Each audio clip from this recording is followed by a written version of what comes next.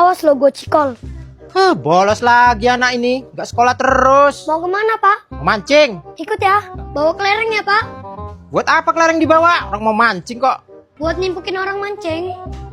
Apa alasannya? Gak bilangin bapak wisudan lagi kan? Enggak. Gak bisa napas? Enggak. Awas loh, biasanya Pak Apta lewat sini loh kalau pulang sekolah. Hah? Pak, itu Pak Afta, Pak. Hai, iya bener, panjang umur dia. Nyebut. Lah mana, Pak? Nggak ada. Iya, cepet bener hilangnya.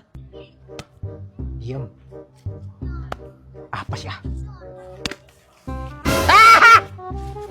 Kaget kan lo, kayak ngeliat setan? Jendra, sini kamu. Kamu bohong ya? Tadi bilang bapaknya sakit. Hah? Lu bilang gua sakit lagi.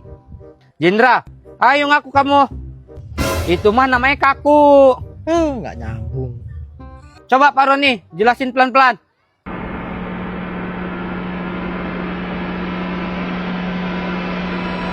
Aduh, bapak sama anak sama aja bikin gua pusing.